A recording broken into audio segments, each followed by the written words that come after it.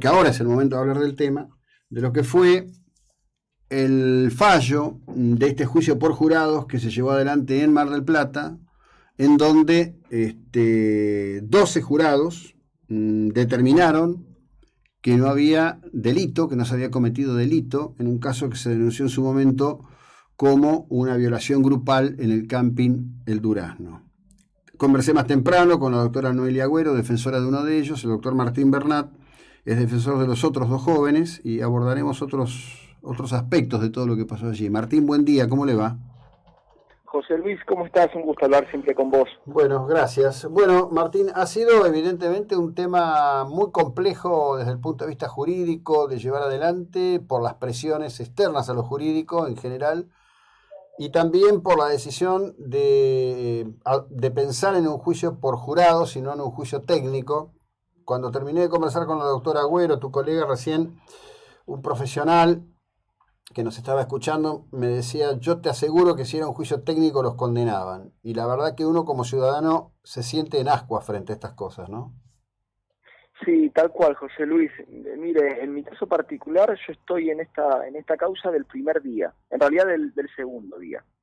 Es decir, que vi cómo se fue llevando todo el proceso, sufrí todo el proceso, y la realidad es que en el momento de haber decidido, cuando el fiscal requiere la causa a juicio, es el momento donde el defensor decide qué tipo de juzgamiento uno quiere.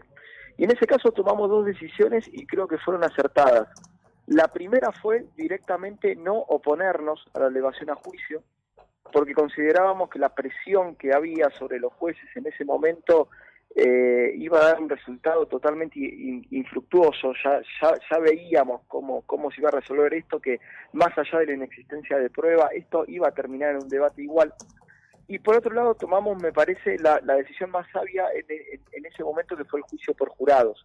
Se discutió mucho, la realidad es que un juicio por jurados a veces es difícil para que el cliente entienda que un juzgamiento por sus pares es correcto. Se discutió entre los abogados y bueno, llegamos a esta decisión que creo que fue acertada. Sin lugar a dudas, como usted dice, José Luis, un juicio técnico, yo creo, y esto lo digo desde el lado totalmente subjetivo, que iba a ser muy difícil lograr que se haga justicia. Eso es así. Claro, ahora estamos frente a tres personas que en un determinado momento van a pasar un año nuevo, toman una decisión, su vida en un determinado momento cambia para siempre. ¿Está claro cómo se pudo conocer cómo fue la mecánica que transformó algo que en el juicio quedó claro que era una relación consensuada en lo que después se instaló que era una violación en grupo? Sí, mire, yo creo que han sido muchos factores. Desgraciadamente sigue existiendo este cerco para que los letrados podamos hablar o ventilar ciertas cuestiones, pero yo creo que desde el primer día estaba la duda de si el relato, si la denuncia era veraz o no. Y creo que en el debate se pudieron acreditar dos o tres cuestiones que al jurado no le ha quedado duda, como nosotros lo sostenemos del primer día, que no se podía creer en ese relato, que ahí no existió delito. Y sí, Jacobo, y algo más en general, me parece que esto es un llamado de atención también para la justicia en sí, que al momento de valorar los relatos de abuso sexual hay que considerar los factores para ver si se puede estar o no estar enfrente de un relato veraz, si hubieron o no hubieron condicionamientos externos, si hay motivos para creer en una construcción del relato, que desgraciadamente todas esas cuestiones cada vez más son ajenas a la valoración de los jueces técnicos. ¿Por qué? No lo sé, pero sí que existe una ponderación cada vez menor del estándar probatorio. En este tipo de casos es así. Si me preguntan a mí por qué, yo entiendo que los jueces, cada vez menos en este tipo de casos, son libres para resolver según sus libres convicciones. Claro, pero yo acá quiero ir a un punto en donde entiendo las limitaciones que tienen ustedes los letrados y todos los partícipes en este juicio en especial, o en todo juicio que involucre, o toda cuestión judicial que involucre menores. Pero quiero ir a este punto. En un momento determinado, en ese camping ocurre algo. Alguien advierte algo, ¿no? No sé quién fue el que lo advirtió. La joven niña, ¿no? Pero que, como decía la doctora Agüero, voy a tomar la palabra de la doctora Agüero porque es una mujer, digamos, y usted y yo estamos bajo sospecha, somos dos varones conversando de un tema de esto. Dice, ella tenía una vida sexual activa de anterior, y en esa vida sexual activa tomaba sus propias decisiones. No termino de entender, dice la doctora Agüero, por qué los colectivos feministas consideran que la actividad sexual de una joven, por menor que fuere, sería algo ilegítimo, incapaz de ser comprendido, que además es un grado de hipocresía importante en todo esto. Bien, dicho esto, en algún momento cuando eso ocurre, alguien hace una denuncia. ¿La denuncia quién hacen? ¿Los padres de la chica? Y mire, José Luis, el llamado al servicio de 911 la efectúa el padre de la joven, comunicando una situación que no terminaba de entender, que su hija había estado fuera de la cabaña, digamos, y había pasado la noche con unos chicos. Ese es el llamado del eventual al 911. Luego, la policía concurre a la media hora, 40 minutos, los jóvenes estaban esperando ahí tranquilos porque sabían que nada había sucedido, al menos que nada que configure un delito, y ahí es cuando se empieza a gestar el tema de acá pudo haber habido un abuso sexual, y la joven ahí comienza a comunicar ese relato. Los motivos los desconocemos, durante el juicio se ventilaron, insisto, mucha prueba que puede dar cuenta de por qué la joven comienza a dar este relato, que desgraciadamente no lo puedo poner al aire, lo haría con mucho gusto. ¿Por qué lo haría con mucho gusto? Porque se ha escuchado una sola campana mediáticamente, la acusación y ciertas organizaciones diciendo esto fue un abuso en manada y actos de barbarie y salvajismo que no tienen nada que ver con la causa, que no surgen de la ITP ni de la causa. Claro, bueno, pero justamente ahí viene el tema, porque después me parece que hay una responsabilidad que tiene que ver con los actores estaduales. Es decir, en este sentido, se avanza, está bien, como titula cada medio, es una cuestión de cada medio, estamos en el contexto amplio, generoso y extraordinario de la libertad de opinión, que es un logro fantástico de las sociedades contemporáneas, de la Argentina en particular. Pero está la cuestión de la responsabilidad. Y en realidad nunca se hizo nada desde el Estado para, por lo menos en conferencia de prensa, un comunicado o algo, ubicar en los parámetros reales en que esto transcurría.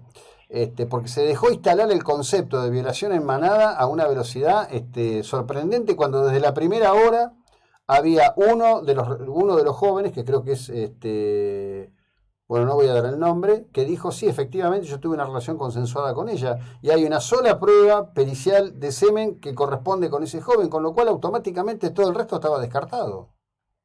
Sí, tal cual, José Luis. Desgraciadamente no es el primer caso, todos saben bien que se confirme en la sociedad por parte de la acusación una causa donde la prueba no lo acompaña. En este caso, mire, yo estuve de acuerdo, una de las pocas cosas que he estado de acuerdo con el doctor Nicora, que fue el fiscal que llevó esta causa junto con la doctora Caro, cuando plantea en un momento, por el tema de la privacidad del debate, que sea el tribunal el que haga ciertas gacetillas de prensa o conferencias de prensa para los medios para dar una información objetiva. Y la verdad que yo estuve de acuerdo con eso, porque si no nos iban a dejar hablar, iba a suceder esto, iba a suceder que la acusación iba a decir sus ideas subjetivas a la prensa, a los medios, y creo que no es correcto, y me parece que ahí radica una gran responsabilidad que no siempre se cumple por parte de las acusaciones y de la Fiscalía. Desgraciadamente, bueno, el debate ha sido total y absolutamente privado, y tampoco existía esa gacetilla de prensa, y la sociedad, los medios de comunicación han estado informados por una parte imparcial, ¿no? Por solo una parte del proceso.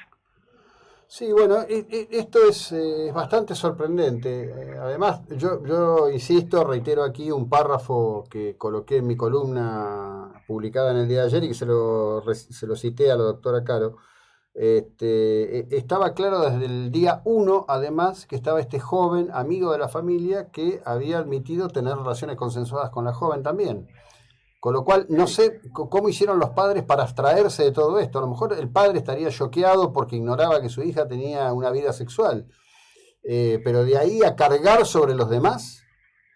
Sí, mire, y lo que usted dice, José Luis, es solamente un detalle de la causa, así como ese detalle, dentro de los 10 primeros días hubieron un sinfín de cuestiones que ya ponían en evidencia, o al menos deberían haber alertado a los intervinientes judiciales de ese momento de la causa, bueno, a ver, capaz que acá sucedió otra cosa, y así todo, las prisiones preventivas se confirmaron, las carcelaciones extraordinarias se denegaron, y estos chicos, más allá de la satisfacción de que la verdad salió a la luz, no podemos dejar de evidenciar que estuvieron 2 años y medio presos, 2 años y medio presos, cuando la contundencia de la causa no era tal, no era de tal magnitud para tener 2 años y medio presos a estos chicos. Yo no sé quién le va a devolver esos 2 años y medio de vida. Nadie. ¿Quién se lo va a dar? Nadie. ¿Quién le devuelve? Nadie. Nadie. Está... A ver, yo veía, no sé cuál de los chicos es, pero hay uno que todas las fotos está con la capucha, ¿no? Tapándose toda la cara y doblado sobre la silla, que no hay que ser psicólogo para darse cuenta que el tipo está destruido. No, estos chicos tuvieron una condena previa al juzgamiento, y más allá de, por suerte que el jurado vio el caso y dijo que no eran culpables, la realidad es que para la sociedad 2 años y medio fueron culpables, y seguramente, durante un tiempo más, para la sociedad lo van a seguir siendo, sobre todo cuando hay ciertos grupos de poder sociales que están enviando cartas, haciendo comunicaciones, denostando todavía a estos chicos, diciendo que son culpables y que seguramente van a seguir intentando avanzar del lado político. Insisto, el escrache social y mediático que han sufrido estos chicos es irremediable, ya estuvieron condenados. Sí, no, eso es clarísimo. Bueno, muchísimas gracias, buena jornada, muy amable. No, José Luis, gracias a vos, y quiero remarcar el agradecimiento del espacio que nos das al lado de la defensa para tener un poco de opinión y poner esto públicamente, que no muchos medios desgraciadamente dan ese lugar. Bueno, desafortunadamente. El doctor Martín Bernat, estamos hablando de este tema. Esto fue conocido como una violación grupal del camping El Durazno, algo que nunca ocurrió, una instalación mediática, una cobardía de los efectores judiciales que debieron haber resuelto esto rápidamente y de manera concreta, amén del ruido sororismo o lo que fuere, ¿no? De todo lo que pasó, de esta cosa desafortunada que ocurrió, de un juicio por jurados, afortunadamente. La verdad que soy de los que creen que tiene que haber más juicios por jurado y menos jurados técnicos, ¿no?